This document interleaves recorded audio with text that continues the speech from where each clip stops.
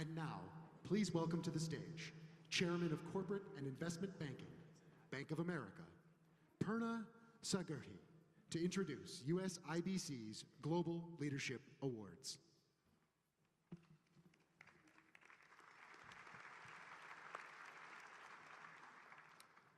Good evening.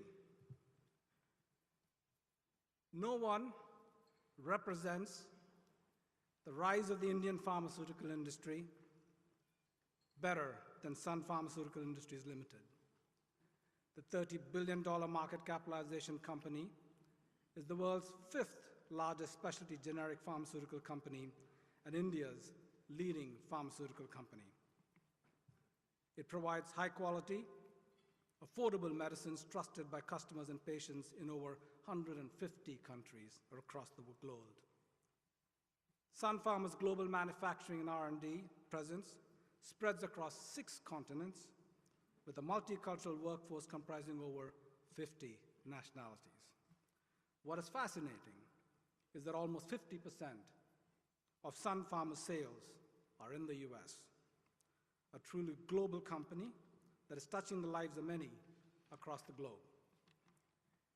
It took one visionary 33 years and 17 acquisitions to create this corporate juggernaut.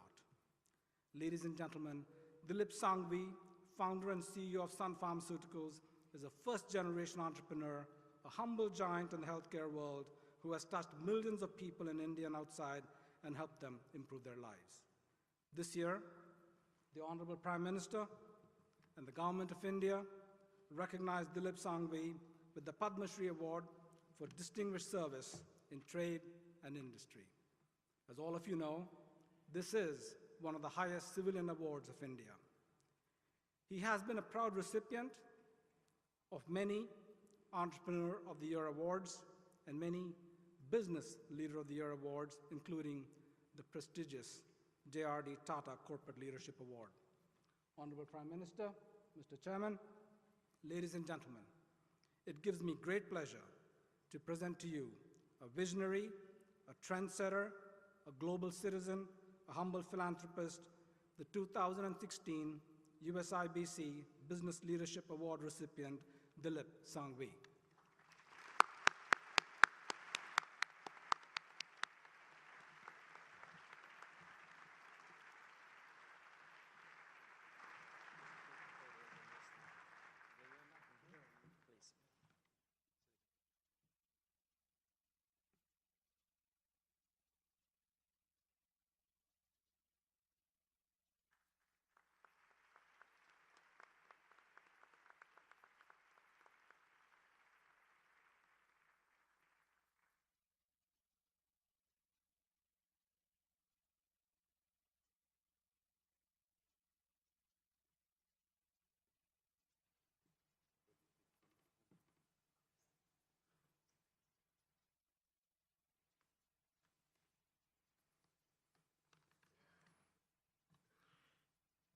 Respected Prime Minister, Mr. Narendra Modi, dignitaries, friends, I am honored to receive this award from USIBC on behalf of the entire team at Sun Pharma. To receive it from our dynamic Prime Minister is a special feeling. He's seen us grow from a small company to what we are today. And this transformation in Sun's journey to where we have reached has been possible because of our focus on solving problems for patients and making appropriate investments in technology, in world-class manufacturing, and in research and development. US is the largest market for us. Almost 50% of our turnover is in the US. In last few years, both in growing our business and in acquiring business, we've invested close to $4 billion in the US. And we continue to invest in the US, both in manufacturing infrastructure as well as in R&D. Out of $450 million that we will spend in R&D, $200 million we will spend in the US. And this is with a view to develop a portfolio of innovative products which will solve problems like cancer, problems like drug addiction, spasticity, and will help them potentially look for a better way of life. So, Prime Minister, sir, we promise you that as your Make in India call to Indian industrialists and global citizens, we will not only make in India, but we will innovate in India and take the products that we develop and make to the world. Thank you.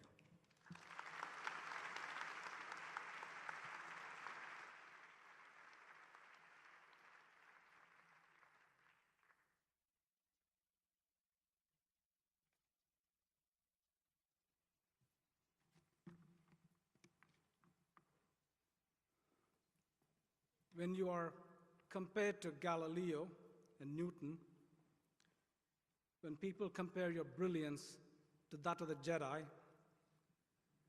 when you are referred to as the Elvis Presley of the internet, ladies and gentlemen, it is tough not to be in awe of Jeff Bezos. He didn't invent online shopping, but his baby, Amazon.com, is the giant in the space. He has changed the way we shop and has put the fear of survival into the biggest retailers in the world. When your mission is being the most customer-centric company in the world, you have unlimited opportunities. The genius in the mission statement is that everyone in the world and everything they aspire for is Amazon's business. With $107 billion in sales and 230,000 employees in 2015, Amazon has already reached new heights. The last time I checked, Amazon had an equity market capitalization of $343 billion. Let me help put that in perspective. The full float market capitalization of each of Indonesia, Mexico, and South Africa are around the market capitalization of Amazon. One company in the same league as all the companies put together in each of these countries. Jeff has also sprinkled his magic dust on the Kindle, on web services, space travel, and media, among others. I was impressed to read that last week, India Post released my stamp to commemorate the strong relationship between Amazon India and India Post. Using the extensive network of India Post, Amazon India services customers in over 19,000 PIN codes through 155,000 post offices in mostly rural areas across 35 states and union territories. Jeff started Amazon in 1994 and took it public in 1997 and was named the Time Magazine Man of the Year in 1999, a very short time frame. Jeff won many Business Person of the Year and Best CEO awards and topped the list of Fortune's 50 greatest leaders of the world in 2015. Honorable Prime Minister, Mr. Chairman, ladies and gentlemen, it gives me great pleasure to present to you a thinker and a tinkerer, a doer and a deliverer, a visionary whose choices of kindness and innovation have touched and improved communities in the United States, India, and around the world. The 2016 US IBC Business Leadership Award recipient, Jeff Bezos.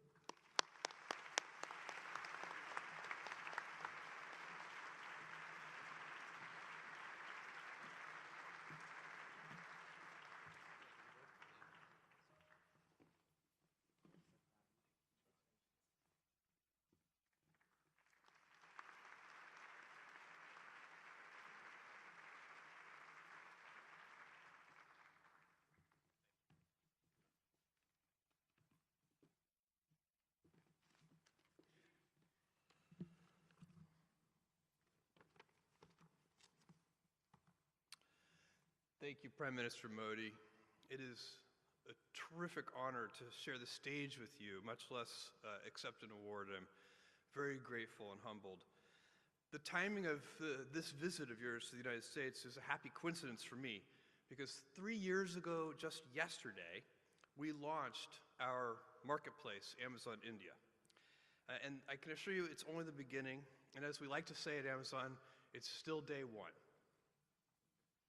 This award really, and you guys will find this easy to believe, is recognition of the efforts of our 45,000 employees in India, who have made the country the fastest growing geography for Amazon of all. It's also a recognition of how the lives of millions of Indians are being transformed by the adoption of technology and the use of e-commerce. We see our business as closely integrated and contributing to the success of Prime Minister Modi's programs, Digital India, Skill India, Startup India, and Make in India, which are supporting India's growth. Today, we operate an e-commerce marketplace that sells 55 million different products from 85,000 different sellers in India, traditional Indian retailers, and many small businesses and medium businesses make up those sellers. I have a special kinship for small sellers because 20 years ago, I was one. We just had a few employees. I was driving the packages to the post office myself in my 1987 Blazer, which Consumer Reports said not to buy used under any circumstances. And I was dreaming that one day we would be able to afford a forklift. E-commerce enables Digital India by helping traders go online and sell to a large global customer base.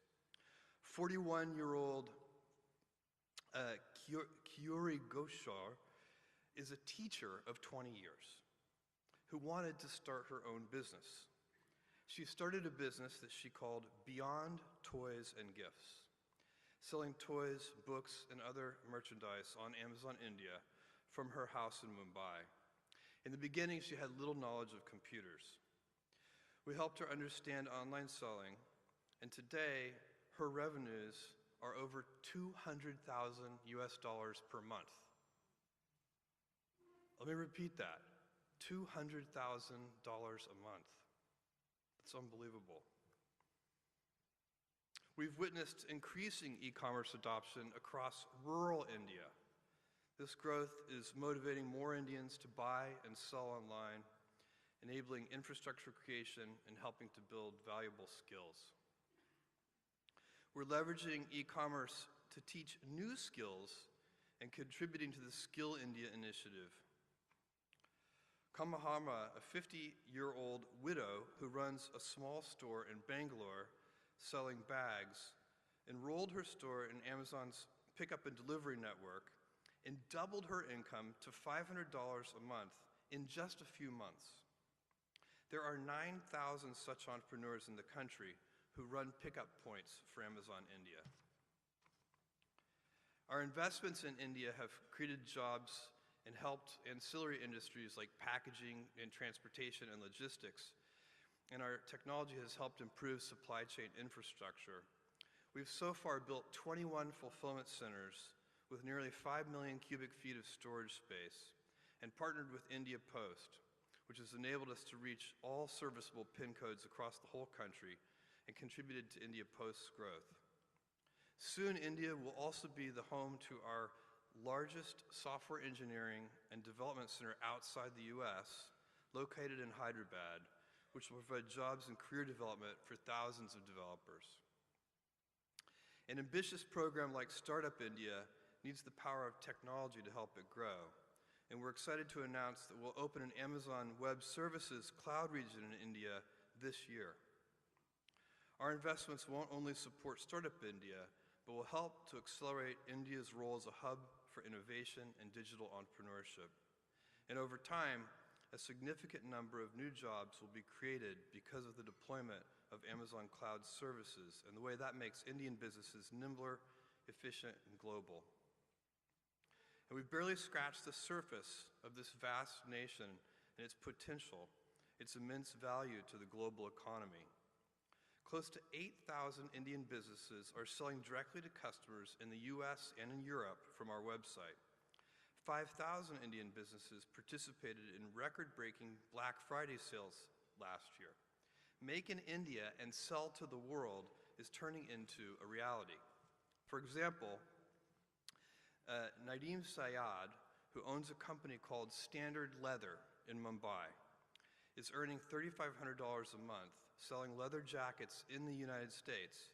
It would have been very, very difficult, perhaps even unimaginable, to figure out how to do that as a leather workshop worker prior to the internet. In addition, big Indian brands like Organic India and Himalaya have seen significant sales growth and a global stage to directly connect with customers. I'm pleased to announce today that Amazon will invest an additional $3 billion on top of the $2 billion investment that we announced in 2014, bring our total committed investment in India to over $5 billion US.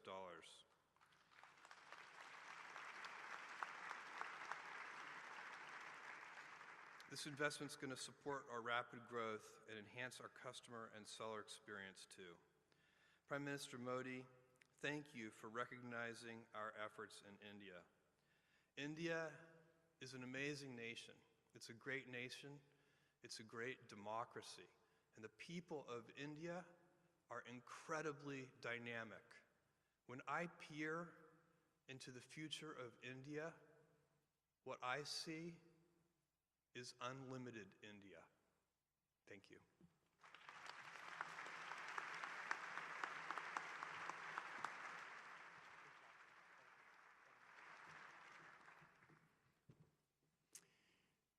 This is probably one of the most enjoyable moments of my life in terms of introducing somebody that you believe in completely. Over 20 years as CEO and chairman of Cisco, I had the opportunity to meet almost every single government leader in the world. And this man is one of the top 3 I've ever met. It's hard to explain how you come to that conclusion. And you begin to think about his ability to see around corners, outline a vision before it's obvious to others, to have the courage to set audacious stretch goals, articulate that to his country, and take the business and political risks to make it happen.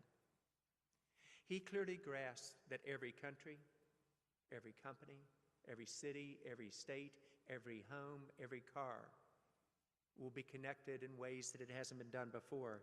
And he's able to translate that, just like during the 90s with President Clinton, in terms of what that means to GDP growth, where he is already the fastest growing country in the world at 7% GDP growth. Wouldn't everyone love to be there? And he's setting a stretch goal that they can get an extra 2, 3, 4% through a digital approach, thinking in double digits. He is moving India from a country that many of us viewed around the world as a slow follower to a very fast and innovative organization of the future, with all the benefits of the inclusion, not just in jobs for a segment of the population, but jobs and connectivity for all 1.3 billion people within India. He outlines a digital India in terms of what it means to the country and captures the people's imagination. But he also knows that you think about Make in India, Startup India, a different nation in terms of connectivity from a healthcare and from an education point of view, he has to change things. And as he builds out the capability to connect every citizen, as I said earlier, at 1/5 the cost, can you imagine broadband here in America at 10 to 15 megs for $2.50 per month? That is 1% of the average income in India, and that is the magic number when things really begin to take off. And he envisions this and empowers his leadership team and also his chief ministers to say, here's what is really possible. And then he puts them in competition, and much like a CEO, he outlines his vision. He then says, here are the strategy elements to make it happen. He then breaks the execution. He breaks it then into specific metrics and goals. And then he puts them in competition to see who can do the best job for their citizens. He creates an environment that is almost unlimited. We in the business world, when you look at how he does this, we actually think during your spare time you would make a great CEO because you think that way. But he also just finished talking to 30 CEOs, and it was my fault that we ran late, by the way. We went overtime. I did not do a good job on time management. But he listened to each one of us, and then, without taking hardly any notes, because I sat beside him and watched him, he went back through almost every key issue that we covered and addressed each person around that table. I started with the challenge to say now is the time for India and the US to be the closest nations in the world, to use the India-US Business Council as an example with our businesses working together to catch this inflection point, digital inflection point that can change the lives for 1.3 billion people in India and over 300 million in the US. He will not only lead the emerging world in this transition that is about to occur, he will lead the developed world. He's a leader that, as we listen to it, and I see both Republicans and Democrats in the audience, also as we think about our next president, be it a she or a he, both candidates have been selected, I think could learn a tremendous amount from. We at Cisco have bet big on India. I think it is the safest bet in the world. And I think when you listen to this man, you can understand not only what we could do between two great nations, but what we could do between two great business nations, citizens, countries who are founded on democracy. It is an absolute joy tonight to introduce, I think, one of the greatest leaders I've ever met in my life, the Prime Minister of India, Prime Minister Modi.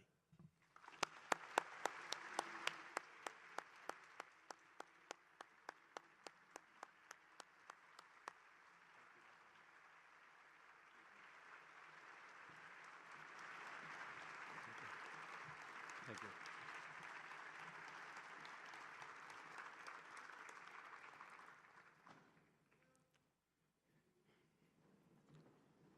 Ladies and gentlemen,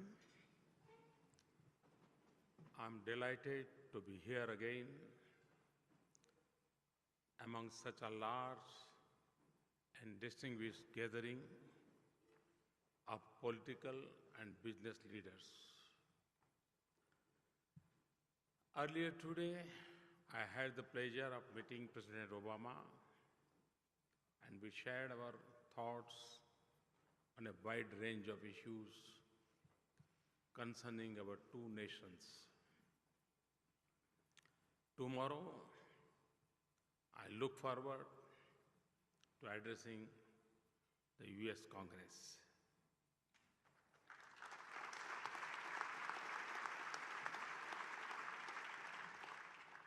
India's bilateral relationship with the United States is stronger than ever, and we both agreed that the future would be even brighter. I'm speaking to you at a time when the global economy continues to be weak. Several parts of the world are still facing very difficult conditions. This is a time when the world needs new engines of growth. From the point of view of the world's oldest democracy, obviously, it would be nice if the new engines are democratic engines.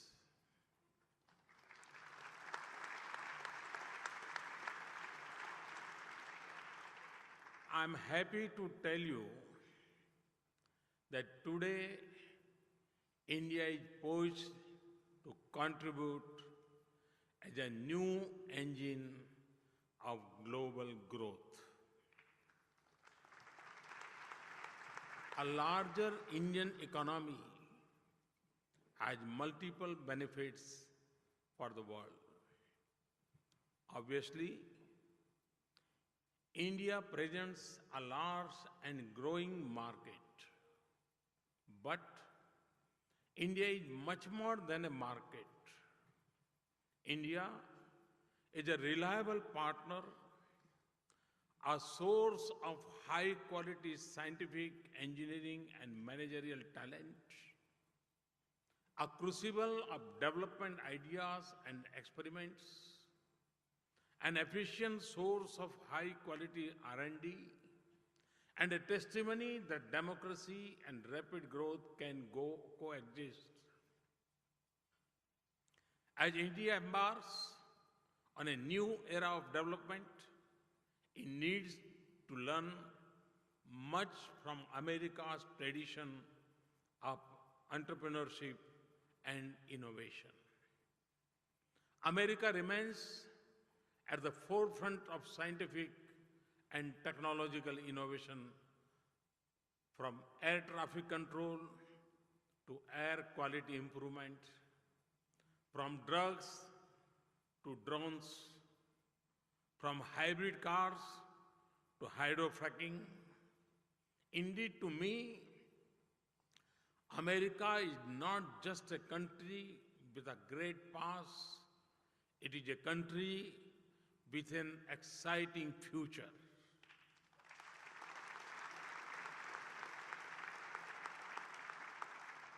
I am therefore sure that ours will be a partnership which sees both nations benefit. A very unique feature of the Indo-American relationship is the critical role of the Indian-American community in the US economy.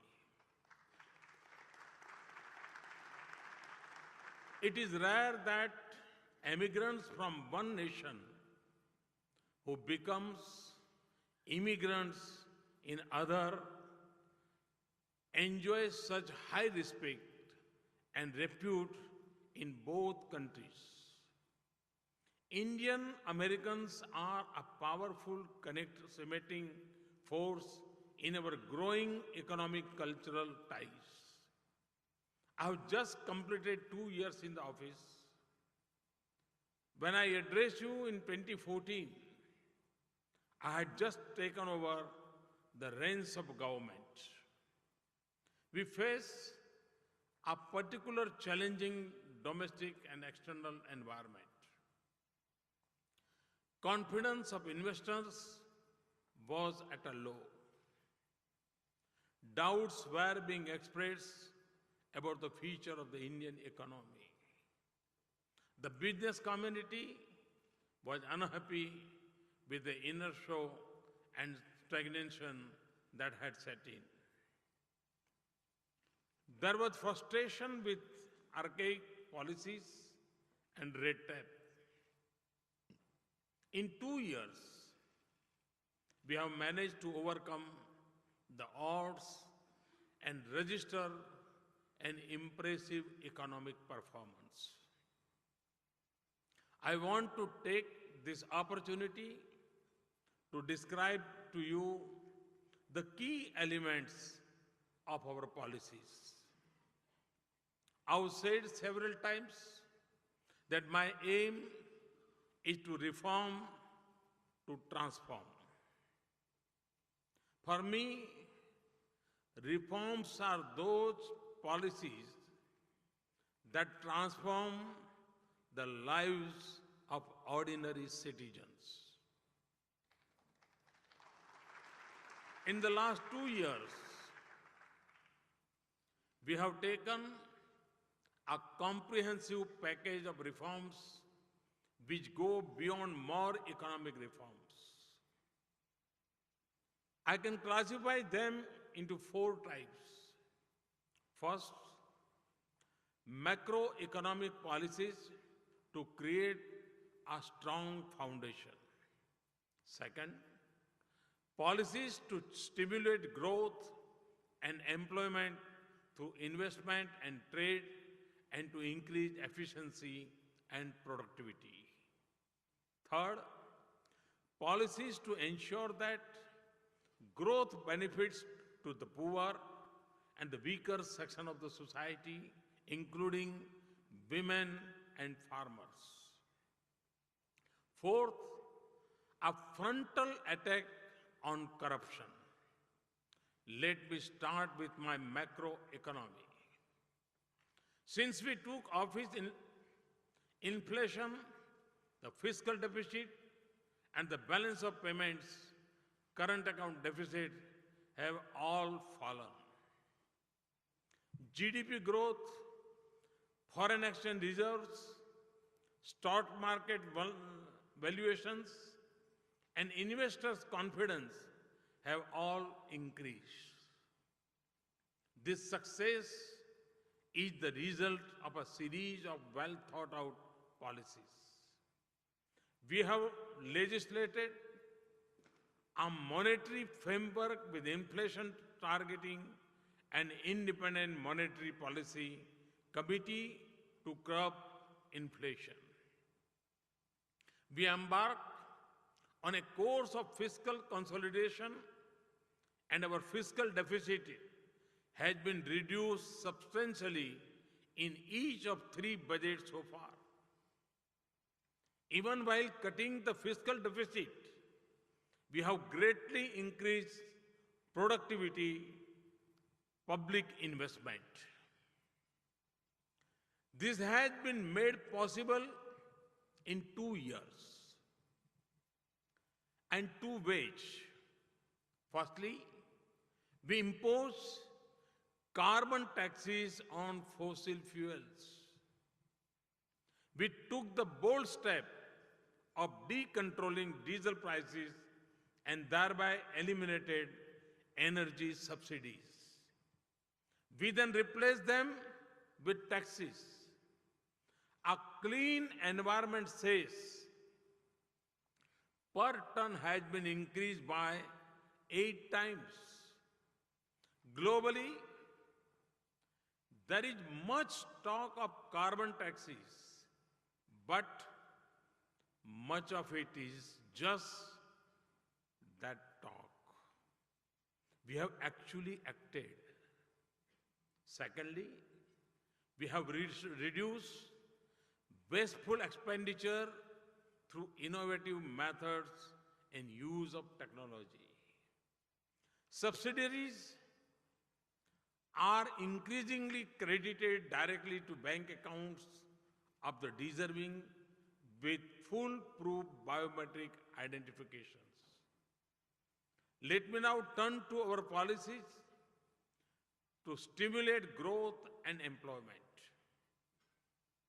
This audience is probably aware of the sweeping liberalization that we have undertaken in foreign direct investment. We have put most sectors on automatic approval and opened up sectors like defense and railways to foreign investment.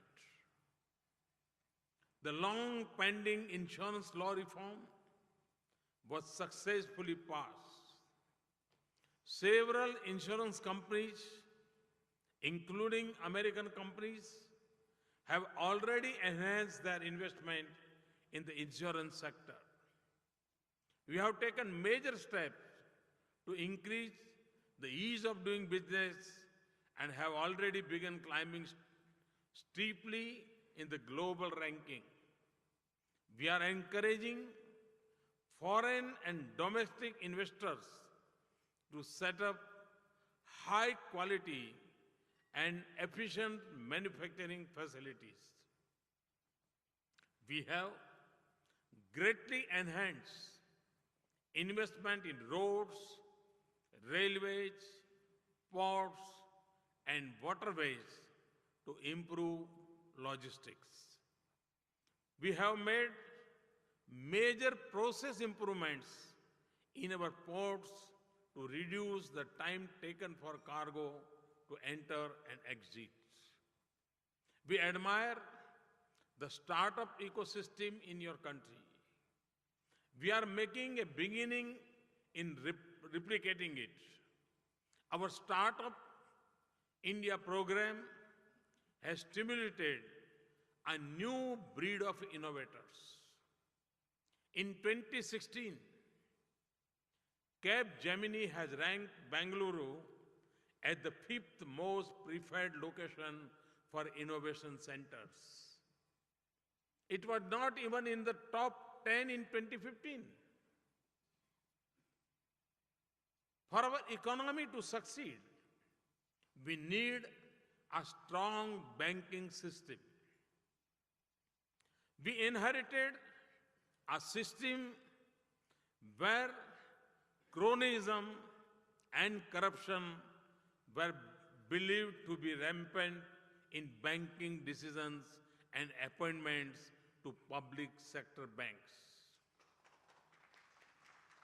I held the first ever retreat of a prime minister with bankers. We have set up a clear performance measures and accountability mechanisms. We are committed to ensuring adequate capital. Interference in banking decisions has ended. A new process for appointments has been put in place under a bank board bureau. Credible and capable bankers have been appointed to head banks. For the first time since banks were nationalized 47 years ago, private sector professionals have been appointed in key positions first time. I now turn to our policies to ensure that growth is inclusive.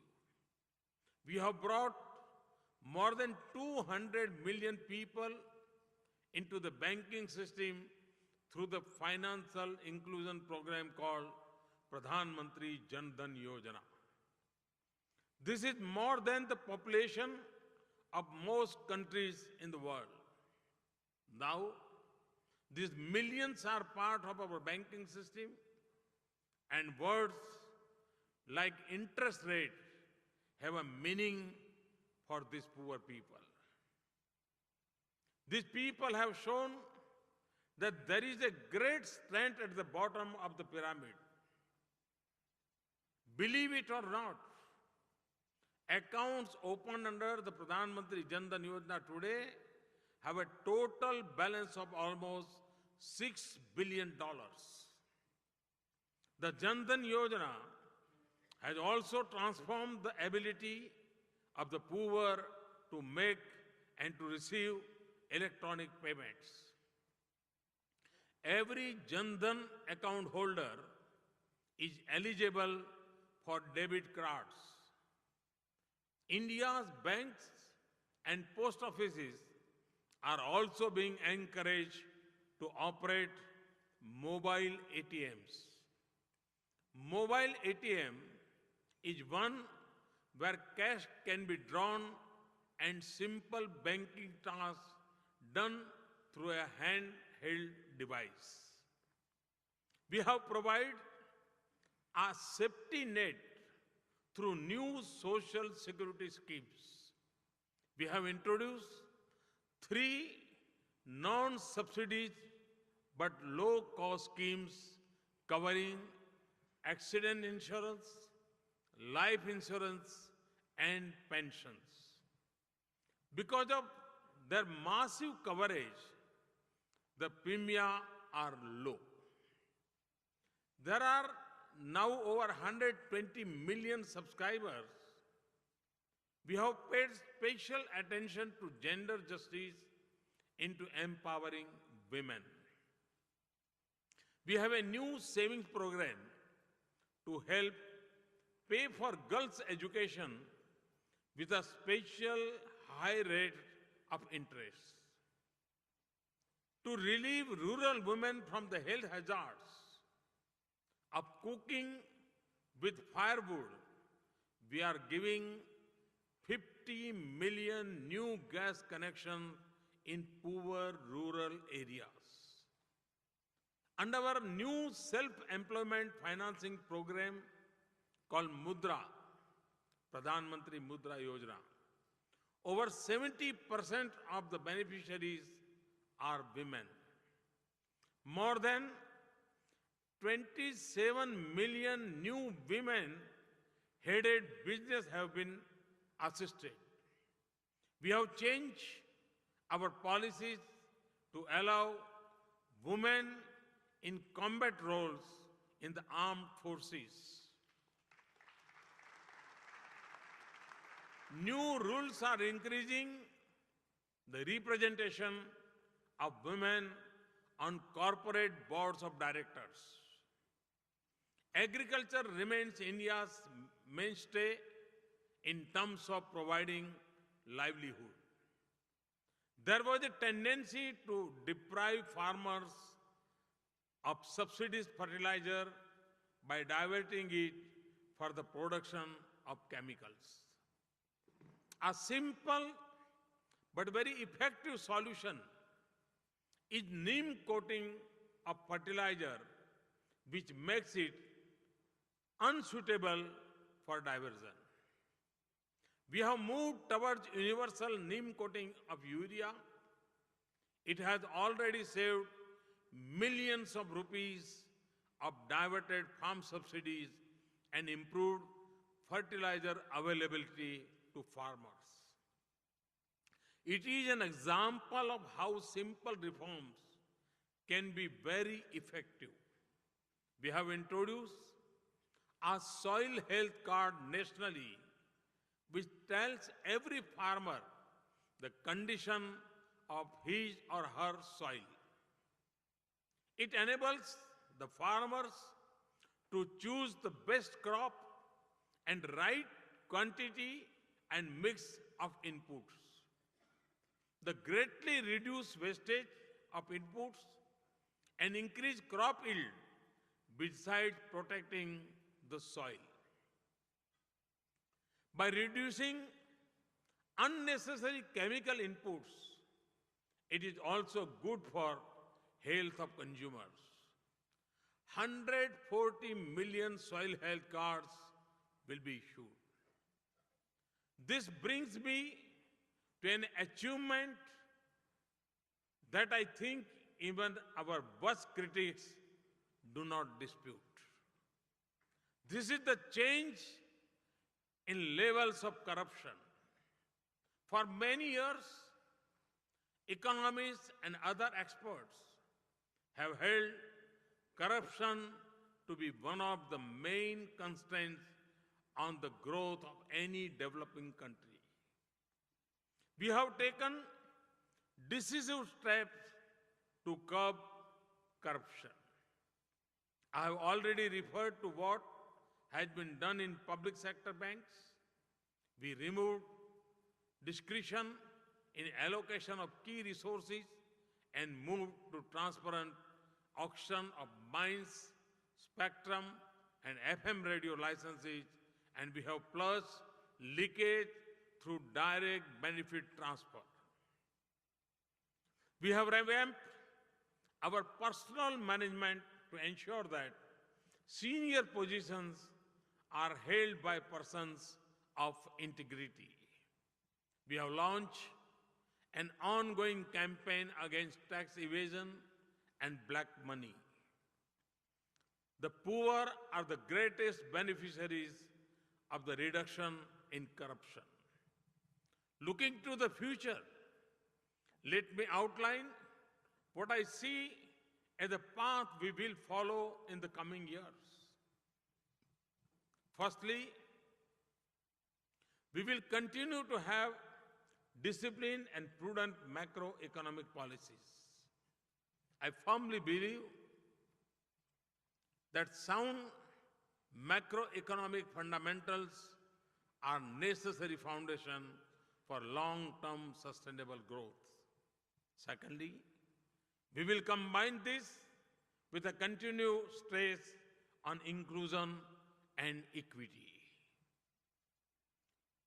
This is to ensure the fruits of development reach not to a few, not to many, but to all Indians. And this will also mean continuing our attack on corruption.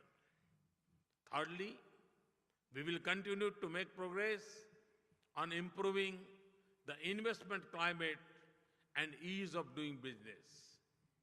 We want to make India a destination which not only welcomes business, but where it is easy to do business. We have largely achieved the first by drastically liberalizing our foreign direct investment policies. We have made a good beginning on the second and will continue to make further improvements. We will continue to invest large sums to create a world-class infrastructure. We will continue to strengthen the Make in India initiative. It is not intended for any manufacturing for the domestic market or import substitutes. It is as much about making world-class products and service for the whole globe. That is why, for us, improvements towards free trade are important. It is very important for us that developed countries open their markets not only to goods from countries like India, but also to services. I see this as a win-win proposition for the US and for India.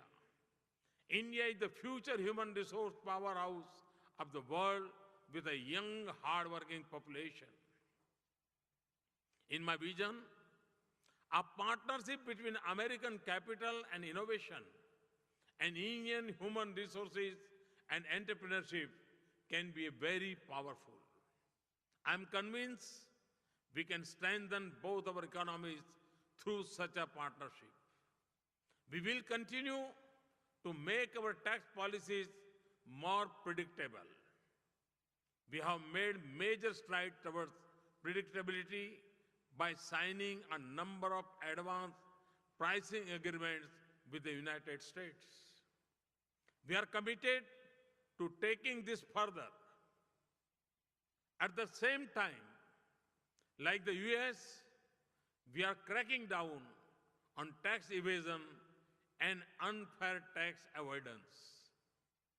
We will continue to provide strong protection to intellectual property rights in accordance with our newly announced policy. We will continue to open up our defense sector. I'm aware that licensing policies can sometimes slow down the process of investing in India's defense sector. We are exploring a simpler and more efficient project licensing approach for defense.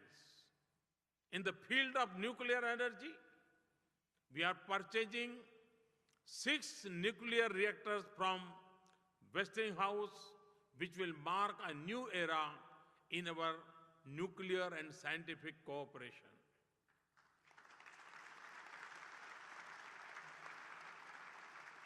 I was delighted when GE became one of the first companies to make a major investment in the newly liberalized railway sector. It is setting up locomotive manufacturing plants in Bihar. I expect many more such investments. The river Ganga has a special significance for India. The Namami Gange program to clean the river Ganga is on the verge of taking off. It will be a big priority over the coming years. This project offers major opportunities for American companies with their expertise in environmental engineering, water and sewage treatment, and the like. This project is a high priority for my government, and our aim is to restore the Ganga to its pristine glory. Ladies and gentlemen, we have begun our journey towards a transformed India. A transformed India with 1/6 of humanity will mean a transformed world. The journey will be long, but the progress we have achieved so far convince me that we will reach our destination. I invite you to join us on this journey. It is a journey which offers the exciting possibility of not only building a better balance sheet of your company, but of building a better India, building a better America, and building a better world. Thank you very much. Thank you. Thank you.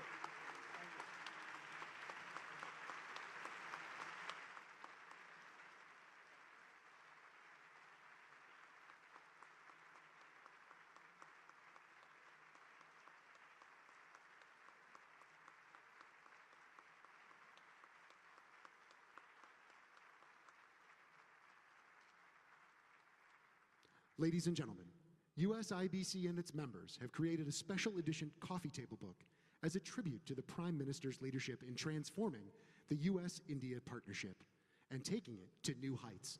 Please join your hands together as USIBC Chairman John Chambers, Vice Chair Ed Monser, and President Dr. Aghi present this special gift to the Prime Minister.